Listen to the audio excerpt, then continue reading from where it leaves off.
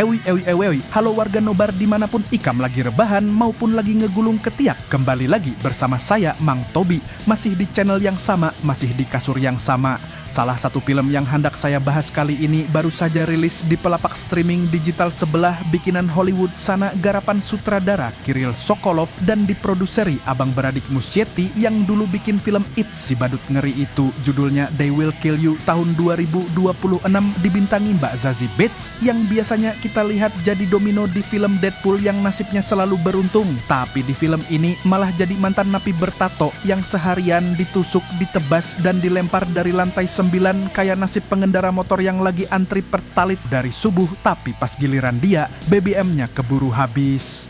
Kebetulan warung kopi saya hari ini lagi sepi pelanggan gara-gara tagihan listrik di kompleks naik 2 kali lipat. Katanya gara-gara cuaca panas, jadi daripada saya hulang-huleng nungguin orang lewat yang bahkan kucing tetangga aja kada mau mampir karena kepanasan, mending saya sempatkan review film bagus ini untuk warga nobar semua. So, siapkan mata, telinga, dan anu-anuan kalian semua, seduh kopinya, gulung sarungnya, mari kita nonbar. Cerita diawali di sebuah malam yang gelap dan hujan deras di mana kita semua diperkenalkan dengan 2 kakak beradik bernama Asia dan Maria Reeves yang lagi panik luar biasa kabur dari sesuatu sambil masuk ke sebuah toko kelontong pinggir jalan.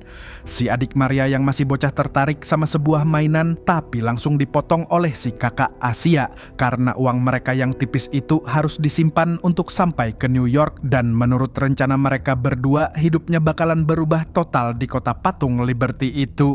Dan untuk meyakinkan adiknya bahwa hidup baru ini akan berjalan lancar, Asia memamerkan tato kecil di tangannya, sebuah simbol perjanjian 2 bersaudara bahwa tidak ada lagi yang akan mengurung mereka berdua. Sumpah-sumpah ini terdengar manis. Sayangnya, sumpah-sumpah seperti ini kalau di Indonesia biasanya nasibnya sama dengan janji kampanye 5 tahunan, didengar megah pas diucap kemudian menguap.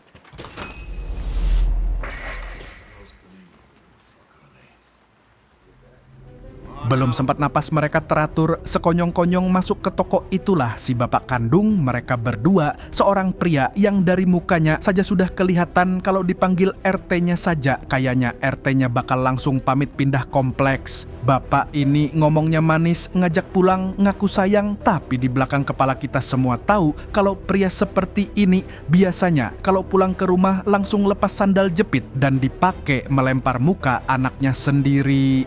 Begitu mereka terpojok di tengah hujan deras, Asia yang sudah kepalang tanggung dari dulu jadi tameng adiknya akhirnya nekat melakukan ini.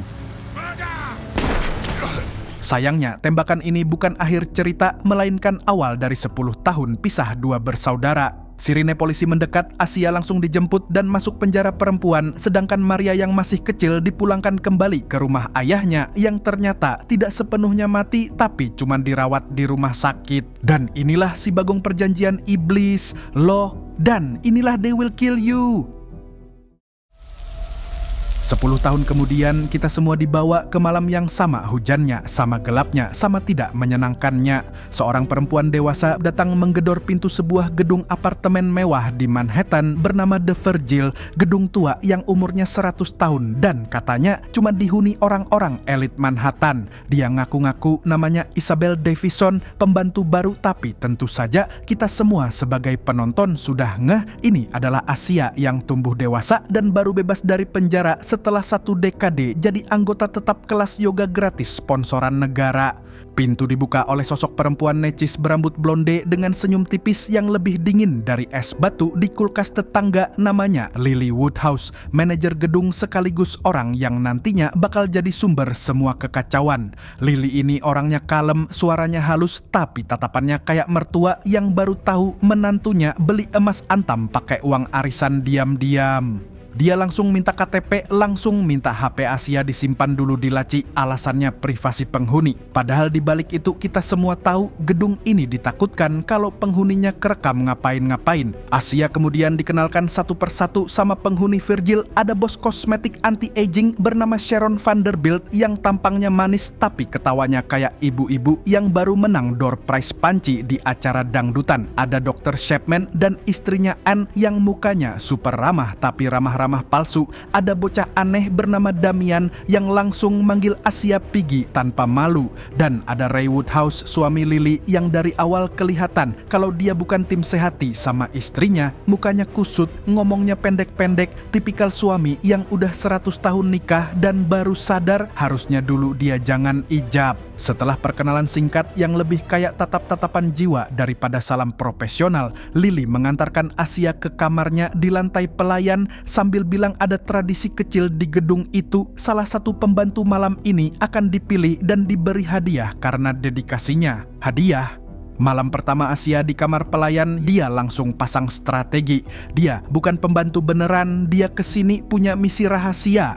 Dia ngecek setiap sudut, ngecek ventilasi, dan menemukan tulisan "They will kill you" muncul di cermin kamar mandinya yang berembun, semacam pesan dari roh gedung yang sudah putus asa nungguin kurir paket. Asia langsung paham gedung ini bukan main-main. Dia sembunyikan pisau di bantal, sembunyikan pemantik di laci, dan mengganjal pintu pakai kursi lalu tidur.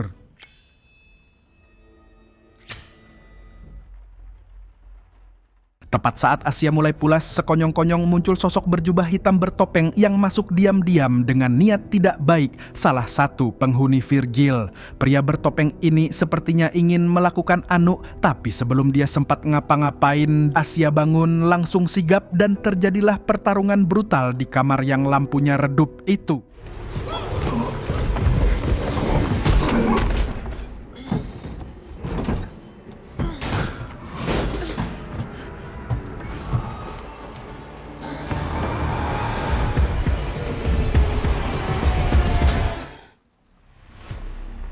Tidak lama masuk juga si bos kosmetik Sharon dan beberapa kawanan bertopeng lainnya yang terdiri dari Kevin Sullivan, Tall Steve, Small Steve, satu skuad yang kalau di acara nikahan pasti cuman angkut-angkut barang keroyokan. Mereka kira mereka cuma berurusan dengan gadis lemah tak berdaya, tapi yang mereka temukan adalah Asia yang sudah 10 tahun di penjara latihan bagaimana cara ngegebukin orang dengan beragam benda rumah tangga.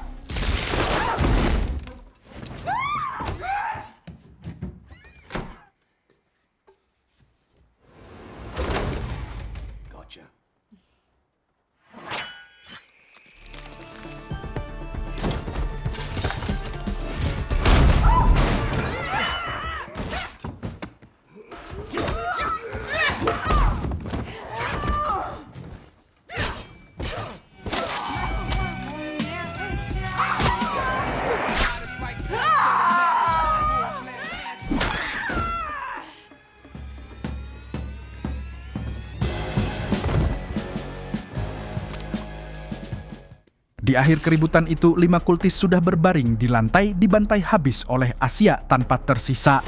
Asia berdiri di tengah ruangan, napasnya terengah-engah, badannya berdarah-darah, dan dia kira semua sudah selesai. Padahal cerita aslinya baru dimulai. Dan ya, disinilah twist pertama dilempar ke muka kita semua. Dia melihat sesuatu yang bikin rambut di tengkuknya berdiri.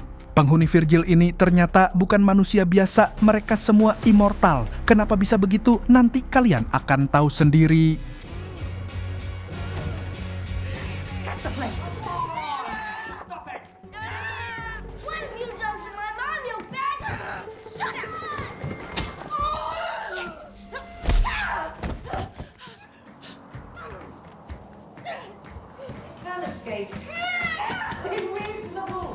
Nobody gets out of here alive. Steve, break that goddamn door.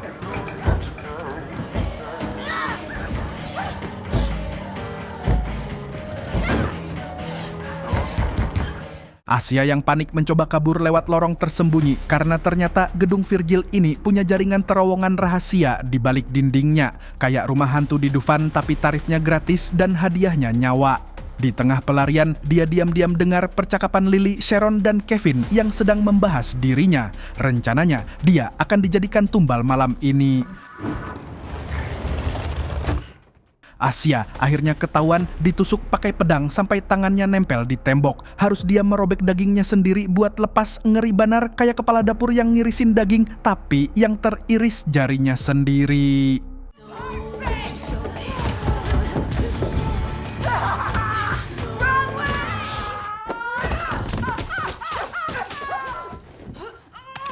I'm sick Asia kemudian dengan susah payah menghancurkan kepala Sharon.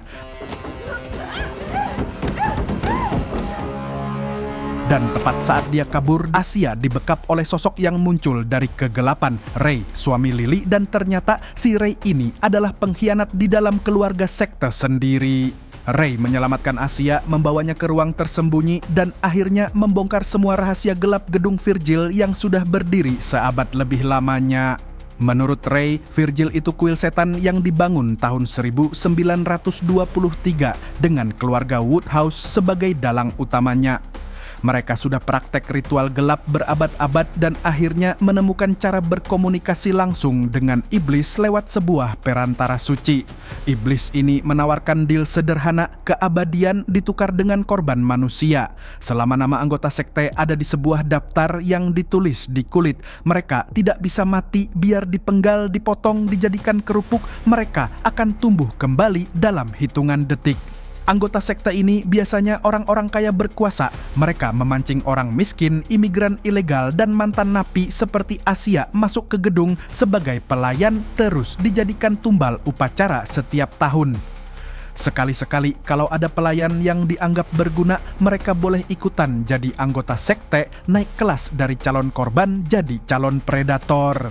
Setelah penjelasan panjang itu, Ray membawa Asia ke sebuah ruangan tertutup dan di sanalah Asia akhirnya menemukan apa yang dia cari selama 10 tahun terakhir, adiknya Maria yang masih hidup kerja jadi pelayan di Virgil. Reuni ini seharusnya jadi momen mengharukan kayak adegan FTP jam 3 sore, tapi karena ini film horor gore, momen mengharukan ini berlangsung kira-kira 7 detik sebelum semua kembali kacau. I came here to save you, butthead. Yang bikin jantung kita semua langsung copot adalah Maria sudah tahu soal sekte ini. Dia sudah lama jadi pelayan di sini, sudah ngerti aturan mainnya, dan dia bilang ke Asia dengan tatapan dingin, "Ini sudah jadi rumah saya sekarang." Asia yang sudah berdarah-darah, sudah ditusuk, sudah ditembak, sudah ngebabi buta, malah ditolak sama orang yang mau diselamatkan. Kayak relawan yang mau bagiin nasi bungkus, tapi disuruh balik kanan sama yang bersangkutan karena katanya nasi bungkusnya kurang berisi. Terjadi pertengkaran mulut yang isinya saling caci maki dengan kata-kata yang kalau ditranslate ke bahasa Indonesia bakal kena strike YouTube 7 kali dalam satu kalimat.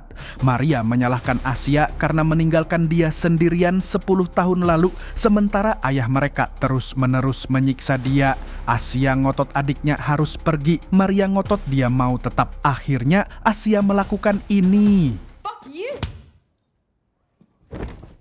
Setelah itu Kak Asia nanya ke Om Ray cara keluar dari apartemen ini, dan Om Ray jawab, satu-satunya jalan keluar adalah lewat tangga darurat di rooftop. Soalnya seluruh kaca dan pintu apartemen Virgil tidak bisa diterobos paksa. Pas mau cabut dari ruangan, Asia akhirnya sadar ada bola mata Mbak Sharon dari pojok yang udah dengerin semua rencananya.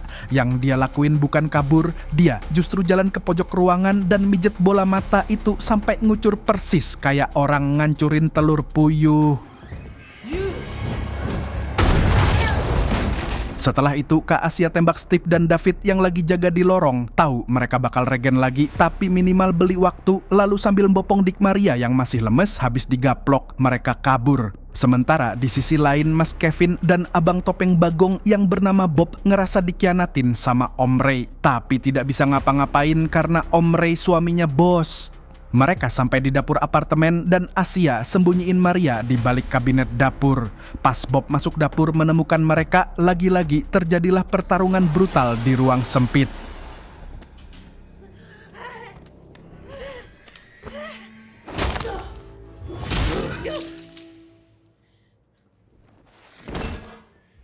Maria yang 10 menit lalu bilang "fuck you" ke kakaknya, sekarang baru aja selamatin nyawanya.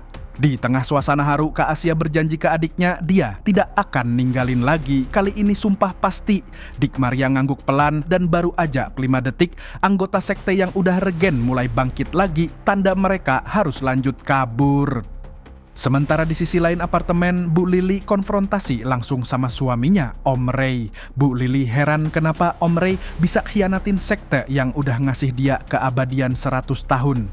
Om Ray jawab dengan tenang, meskipun dia abadi, dia udah muak hidup gini, tidak ada artinya hidup 100 tahun kalau 100 tahun itu dipakai buat ngorbanin orang dan juga tidak sembahyang. I apologize for the late announcement. Is Asia Reeves. Lily memberi pidato ke seluruh penghuni Virgil, semacam siaran darurat, tapi yang darurat bukan negara, bukan rakyat, tapi sekte bedebah ini sendiri. Lily mengumumkan ke semua penghuni Virgil bahwa target malam ini bernama Asia Reeves. Dia harus ditangkap hidup-hidup, tapi boleh disiksa sebanyak yang mereka mau, harus dipersembahkan ke setan malam ini juga sebagai tumbal. Setiap penghuni di setiap lantai diminta waspada, lift sudah dimatikan, semua pintu dikunci. Gedung Virgil ini berubah jadi penjara seukuran 20 tingkat dengan beberapa puluh predator immortal di dalamnya. Dan Asia cuma punya satu peluang, naik ke atap dan turun lewat tangga darurat, sebuah opsi yang terdengar mudah, tapi sebenarnya dia harus melewati lantai 9, lantai paling tidak ramah keluarga di seluruh gedung itu. Maria ditangkap kawanan kultis, dibawa ke sebuah ballroom yang gelap, sementara Asia mencoba bertarung menggunakan kapak pemadam kebakaran.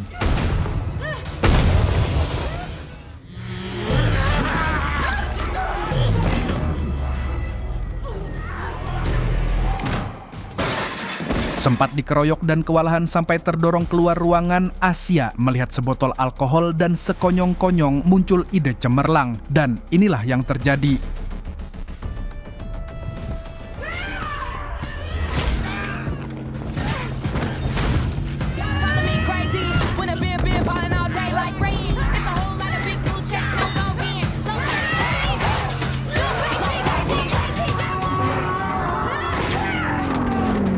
Dan terjadilah salah satu adegan paling memuaskan di film ini. Asia dengan kapak menyala-nyala masuk ke ruang makan kawanan sekte yang lagi kumpul dan dia membantai mereka satu persatu. Maria akhirnya sadar dia tidak bisa lihat kakaknya mati di depan matanya. Dan momen itulah momen reuni yang sebenarnya dua bersaudara saling minta maaf di tengah lautan darah. Tapi sayangnya kebahagiaan ini juga berlangsung sangat singkat karena tidak lama setelah itu kawanan sekte yang lebih besar datang menyergap dan mau tak mau mereka harus segera melarikan diri. Sementara di lantai lain, Bu Lily juga lihat satu hal yang bikin dia akhirnya seneng. Di pojok ruangan, Mbak Sharon yang barusan dipijet matanya, kepalanya yang barusan bucat, sekarang mulai numbuhin kepala baru yang masih cebol. Asia dan Maria coba kabur via tangga lift. Tangga darurat ke rooftop yang Om Ray udah info. Tapi pas mereka di koridor lift, dari arah bawah Bob sang abang topeng bagong yang udah regen lagi datang ngejar. Mereka berhasil kabur dari Bob, tapi pas sampai pintu lift atas, Lily dan satu sekte penuh udah nungguin dari atas. Di sini, film akhirnya buka twist terbesarnya. Beberapa bulan lalu, pas Dick Maria ditawarin masuk sekte, Dick Maria setuju. Dengan satu syarat dari iblis, dia harus tumbalkan satu orang ke iblis. Dan target tumbal yang Dick Maria pilih adalah seorang pembantu baru yang dijemput dari agen, yaitu Isabel Davison, identitas palsu yang Kak Asia pakai. Yang Dick Maria tidak tahu, Isabel Davison yang datang ke Virgil bukan Isabel, tapi kakaknya sendiri yang ambil identitas itu buat selamatin dia.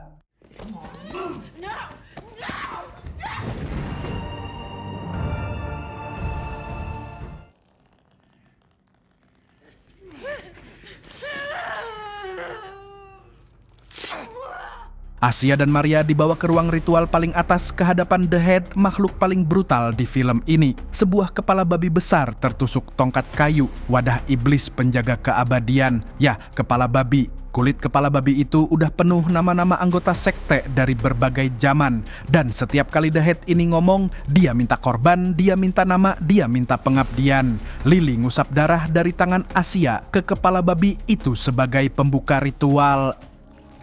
Ray is out. Di tengah ritual, The Head tahu Ray pengkhianat dan ingin menghukumnya dengan menghapus namanya dari daftar di kulit babi tersebut.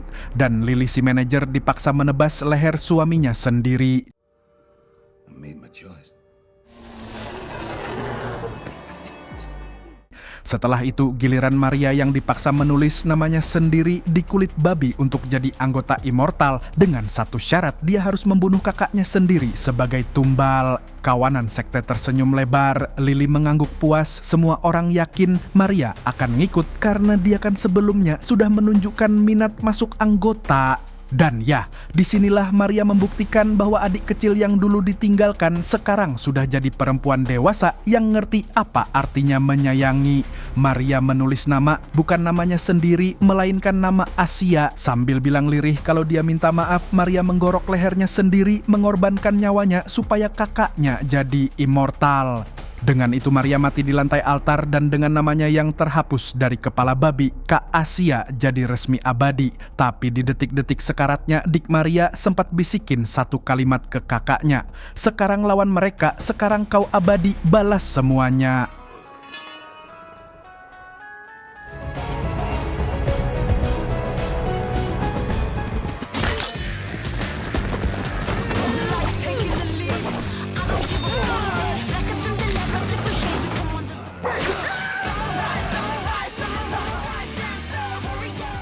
Asia yang sekarang sudah jadi immortal langsung mengamuk dengan amukan yang skalanya beda level. Dia bunuh Kevin, dia bunuh Bob, dia hajar siapa saja yang masih bergerak. The Head memerintahkan kulit babi diambil dan nama Asia dicoret, tapi terlambat. Asia sudah pegang parang, sudah pegang keberanian, sudah tidak punya apa-apa untuk hilang. Lily yang putus asa karena suaminya sudah mati dan sektenya hancur menggabungkan dirinya dengan kepala babi setan dan dia menantang Asia duel pedang.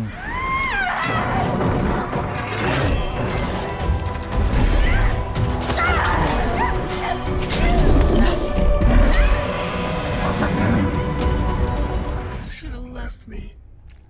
I'd still be alive. My sister. Tapi Lily masih punya satu trik, dia mengubah suaranya jadi mirip Maria yang sudah mati, ngajak Asia putus asa. Pertarungan ini intens, brutal, ditutup dengan Asia yang berhasil mencabut kepala babi dari tubuh Lily. Terus Lily tertusuk balok kayu kuat di dadanya. Setelah Lily tergeletak, Asia bergegas turun, mendorong kepala babi yang masih hidup ke atas troli pembersih, menyiramnya dengan alkohol pembersih, dan klik, pemantiknya kembali jadi pahlawan. Kepala babi terbakar, namanya pelan-pelan luntur, dan satu persatu seluruh anggota sekte yang masih hidup tergeletak mati permanen karena nama mereka ikutan luntur. Asia yang sebelumnya sudah memotong sepotong kulit babi yang ada nama Maria di atasnya, dia simpan baik-baik di sakunya.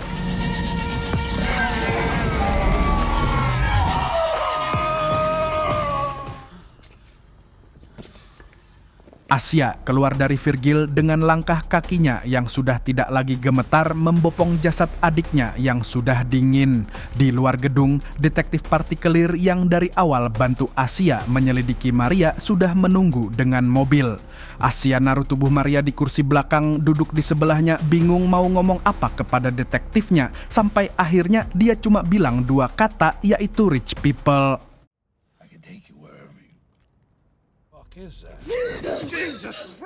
Tapi tepat saat detektif itu siap nyetir, sekonyong-konyong tubuh Maria di kursi belakang bangun, batuk-batuk, hidup kembali. Asia menjelaskan singkat ke detektifnya yang udah ngeblank parah, aku ganti namaku jadi namanya dan aku bunuh semua bedebah itu. Detektif yang dari awal cuman rajin ngantar dan minum kopi tiba-tiba ditarik ke dalam plot supernatural. Dia geleng-geleng kepala, ngucap kata-kata kotor singkat, lalu memutuskan dia tidak mau tahu lebih banyak karena Maria bilang dia cuma mau sarapan.